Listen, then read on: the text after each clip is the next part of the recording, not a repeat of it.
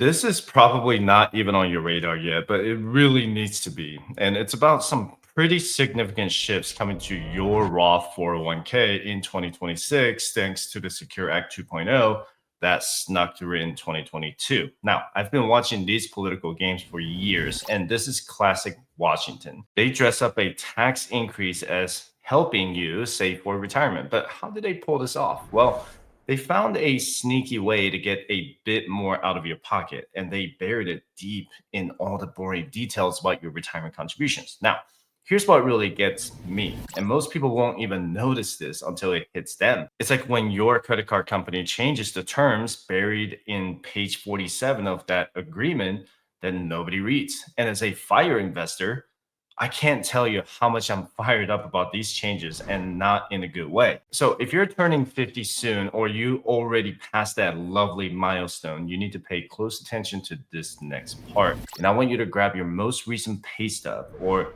log into your company's website where you can see your pay information and take a look at your total wages for this year so far and check if you're on track to make $145,000 or more in 2025. And we're not talking about your total income from all your side hustles or what your spouse brings in. And this is strictly about your W 2 wages from your current job, the one sponsoring your retirement plan. And here's why this matters so much. If your FICA wages in 2025 hit $145,000 or more, then starting in 2026, all of your catch up contributions have to go into a Roth 401k. And you heard me right. No more tax break on those extra dollars. And it's mandatory Roth, whether you like it or not. So why the FICA wages? The IRS chose the FICA wages over the total wages because of deductions. Now, if you're looking at your pay stub and thinking, phew, I am just under that, like say $144,999 or less for 2025. Well, congratulations, you're in a slightly better position. You'll still have the flexibility in 2026 to choose between contributing your catch up dollars to a Roth 401k or a traditional 401k. That choice is still yours for now, anyway. But here's what bothers me about this whole setup. And they give you a choice, then they take it away based on how much you make. So here's a piece of advice I've learned over the years. Always be suspicious when politicians say they're helping you with new legislation. Let me give you some examples. Let's say a guy named Chase is 50 years old and his total W-2 compensation, including bonuses and benefits, is $160,000. However, his FICA wages are $140,000. And since his FICA wages are below the catch-up income threshold, he can continue making pre-tax 401k catch-up contributions in 2026. But let's say another guy named Fargo is 55 years old and his total W-2 compensation is $175,000. However, his FICA wages are $155,000. Since his FICA wages are above the catch-up income threshold, he can only make Roth 401k catch-up contributions in 2026. But what if you have a 401k that does not offer a Roth option and your FICA income is above the $145,000 income threshold? Then you're not going to be allowed to make Roth catch-up contribution in 2026. But if this whole thing feels overwhelming, and honestly it should because it's pretty complicated and you don't have to figure it out all alone, you can schedule some time with me at firesuccess.com/consultation and I'll give you a clear step-by-step plan that makes sense for your situation. Now that we've covered the bad news, let's talk about the actual dollars and cents because that's where you can make your plans. And first, a heads up, we won't get the official 2026 numbers from the IRS until probably October or November of this year. But based on the latest inflation numbers, these limits will most likely go up by 2.5 to 3% in 2026, depending on the CPI number. And I could be wrong, so stay tuned and subscribe if you haven't done it already. So here's what we're working with for 2025, and then I'll tell you what I think 2026 will look like.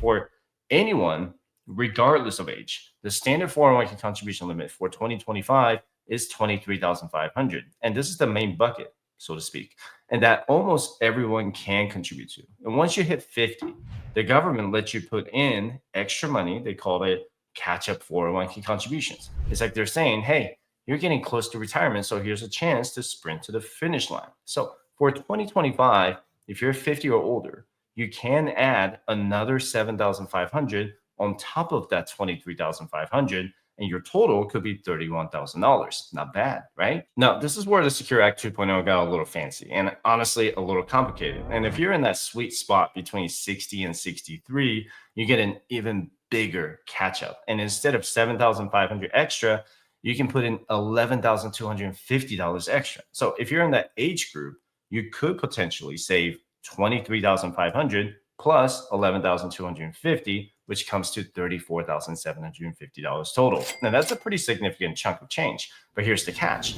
This increased catch up for ages 60 and 63 and the regular catch up for 50 plus is where that income threshold comes into play starting in 2026. If your prior year's FICA wages from that employer exceeded the threshold, then all of your catch-up contributions, whether it's the 7,500 or the 11,250, must be in Roth, which means no more pre-tax deduction for those extra dollars. It's important to understand this because it affects your current taxable income versus your future tax-free income. Now, based on what I've seen over the years, I'm guessing that regular limit will bump up to around $24,000 in 2026. The catch up for folks 50 and over might go to $8,000 in 2026. And that super catch up for the 60 to 60 crowd will probably stay at 11,250 for now. The income threshold will likely go up to and probably to around $150,000 or so since they adjust these things for inflation. So stay tuned and I'll let you know when these new numbers come out for 2026. Now,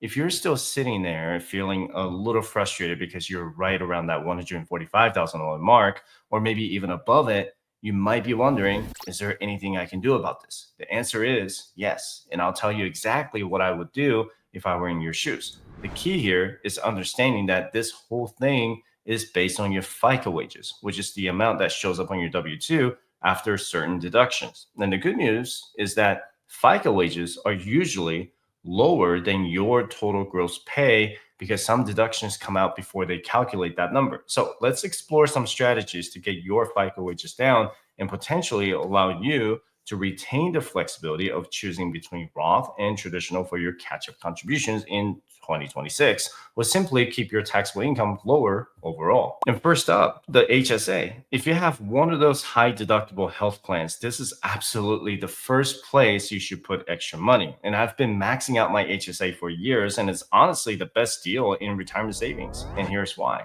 The HSA contributions are in pre-tax, which lowers your FICA wages and overall the taxable income. It grows tax-free. And when you use it for medical expenses in retirement, it comes out tax-free. It's like a triple win. And for 2025, you can put in 4,300 if you're single. And if you're 55 or older, you get to add another $1,000. So 4,400 total. If you're on the HSA family plan, you can put in $8,550. And every dollar you put in here reduces your FICA wages, but you need to make sure that it is being deducted directly from your paychecks. And second, let's talk about flexible spending accounts or FSA. And these are a bit different from HSAs because it's a use it or lose it situation, but they can be a great way to reduce your taxable income or qualify healthcare or dependent care expenses.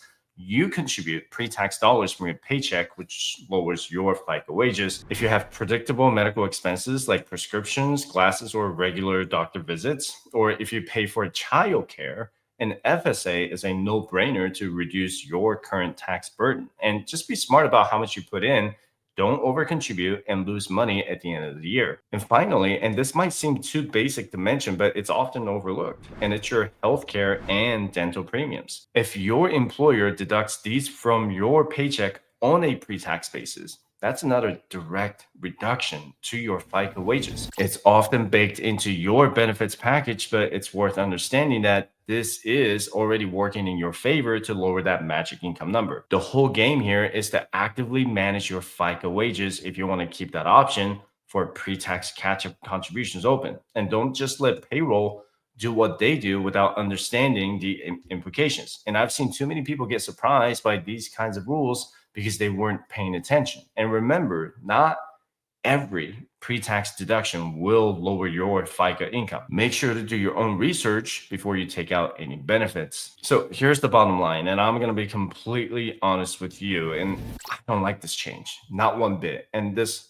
whole thing was supposed to make saving for retirement easier, but it's not. Most people are not even talking about it. And a lot of folks won't notice until they're stuck putting their catch up money into a Roth when they didn't want to. But it is what it is. The government makes the rules, and our job is to understand them and work within them as best we can. And I've been dealing with these kinds of rule changes for many years now. And the one thing I've learned is that you cannot let them paralyze you. But if all of this feels overwhelming, I get it. And these rules are complicated and they're designed by people who seem to forget that real people have to live with them. So here's my advice on what you should do next after watching this video.